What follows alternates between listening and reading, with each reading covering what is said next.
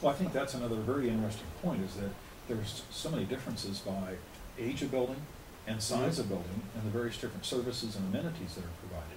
So like you were remarking about with older buildings, they are having a significant amount of difficulty. Very Whereas some of the newer buildings with a lot more amenities are doing relatively well.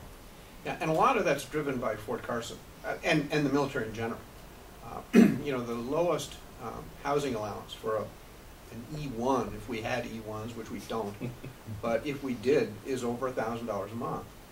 And a lot of the housing down around Fort Carson was built with the military in mind. And that was in the days when you know, housing allowances were $100 or $150 a month. And so they're very low amenity, they're small, stuff that was built in the 70s. And frankly, the military members today don't have to do that. They don't have to go there. And so if you look around Colorado Springs, you see, and Gordon's numbers bear this out, the A's and B's, especially the ones that are within a reasonable distance of a major military installation, are really doing pretty well. I mean, we've got properties down there in the mid to high 90s in terms of occupancy. You talk about the low B and the C properties that are not close to a military base, and you're seeing 20, 25, sometimes 30% vacancy.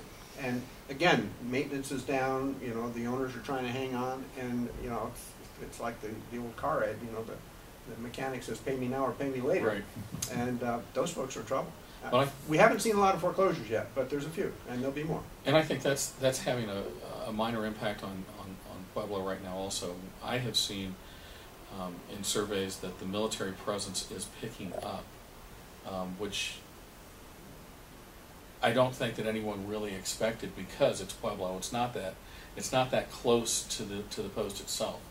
But I mean, it's where I think most A and B properties were sitting with 1 to 2% military. We're looking at 2 to 4% now. So it is coming up, and that's certainly trickle down economics from Colorado Springs being full. Yeah, or filling up.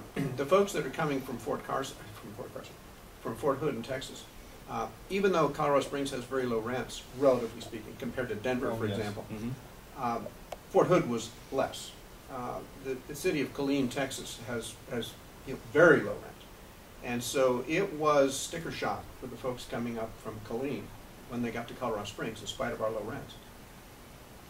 Add to that the fact that the Highway 25 gate, which is, you know, down in the southern part of Fort Carson, has recently undergone a multi-million-dollar expansion, and that was an absolute nightmare prior to that. So anybody from Pueblo trying to commute to Fort Carson, you know, they could sit for half an hour just to get in the gate. That is not the case anymore. And so you combine those two things, you know, access is much better, and the fact that the people coming from Fort Hood are very, very price sensitive. And one of the reasons they're price sensitive, they do get a good housing allowance, but in many cases they've had to come to Fort Carson without selling their house in Texas because they can't. Now, there is a government program to help that, but you know, like a lot of government programs, you know, it's not really been put into place yet. And so, you know, those folks are faced with, hey, I've got to live and I've got to make 2 house payments. Right. And so I've got to economize. And so Pueblo makes sense. Sure. Yeah, and there's a lifestyle at Pueblo is a very attractive place to live in terms of the weather is certainly closer to Texas weather than Sure. than Colorado Springs weather. So, it is. So that makes sense.